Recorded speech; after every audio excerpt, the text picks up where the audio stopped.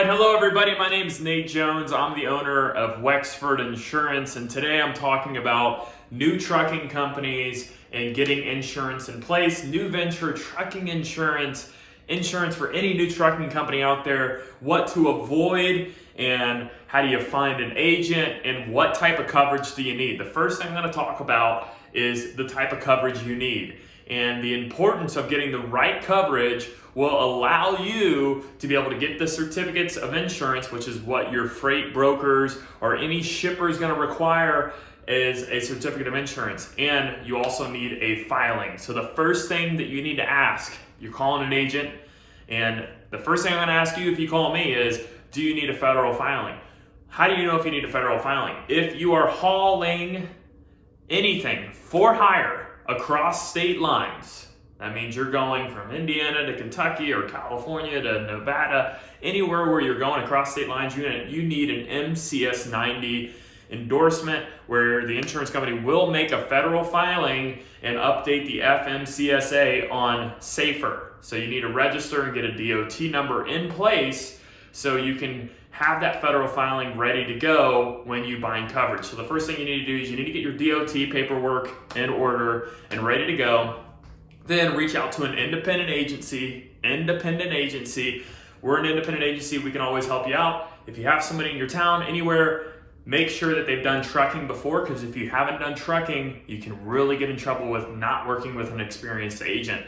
So first thing you need is you need liability protection. Liability protection basically means if you were to get into a wreck where you're liable, where you cause property damage, bodily injury, or any other sort of damage in which you're going to be liable for, that's what coverage you need. I would say you need a minimum of $1 million. Some filings require only $750,000, but I would say you want $1 million. The price difference is not very much at all, and the standard that I recommend is $1 million.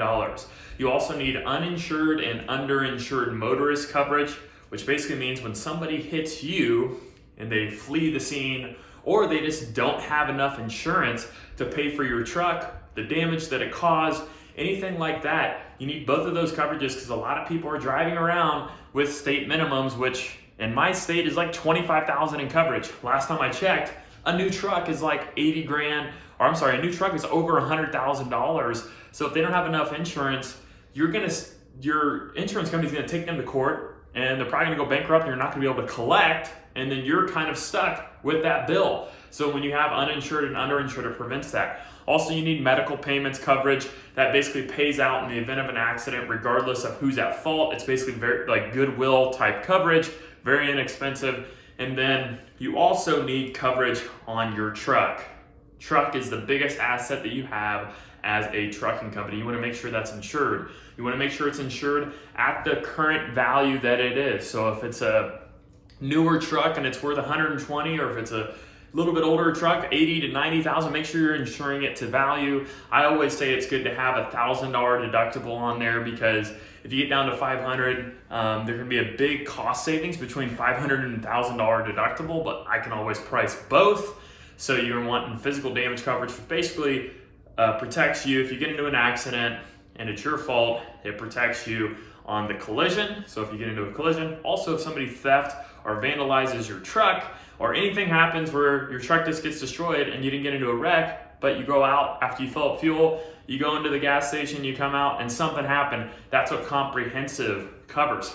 Another coverage that you will need is motor truck cargo coverage. Motor truck cargo coverage basically covers the cargo that you're hauling for somebody else while it's in your care, custody, and control. Usually we see a limit of $100,000 on this, with $1,000 to a $2,500 deductible.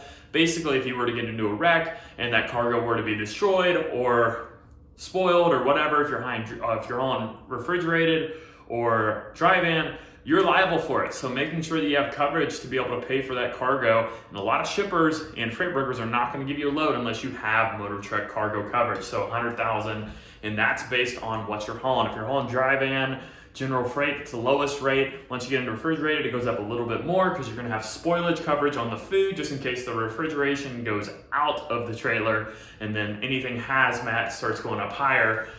Hazmat, you'll need about $5 million in coverage for liability, but I can always talk about that in another video. Okay, so liability for your truck, physical damage on the truck, cargo coverage, and then also if you own a trailer, you're going to want to make sure that you insure that trailer for at least liability coverage only. So we need to list that trailer on the policy, and we need to, if you own it and it is sort of any value, which right now trailers are insanely valued, you want to make sure you insure that trailer for physical damage coverage as well, which basically means if you get into a collision or if somebody vandalizes the trailer. If you do not have a trailer and you're hauling somebody else's trailer, and it's not yours, it's a non-owned trailer, we still need to list that on there for liability purposes. And sometimes you're responsible for that trailer, the physical damage, while it's in your care, custody, and control. So we do need to make sure that we list that on the policy as well. Also, if you have a trailer interchange agreement, we can always add that on there. So it really depends on your contract and who you're really shipping with. But the big three that you need is liability, physical damage on your truck, because you might have a loan on your truck, and also cargo insurance, and making sure that we have the right filings for you. If you're not crossing state lines and you're in a state, we still need that Form E filing. So really, every situation is a little bit different. That's why I encourage you to reach out to somebody who knows what they're doing, who knows trucking. That's what we do. We enjoy it, and we want to help people out. And especially when you're starting out, it's important to really know, hey, let's make sure we get you the right pricing, because we have numerous markets that will write new venture trucking operations, new trucking companies, and we want to make sure we pair you with the right company. So as you grow, or if you don't grow, you're with a lasting partner who can make sure that you're covered in the event of a loss. All right, thank you.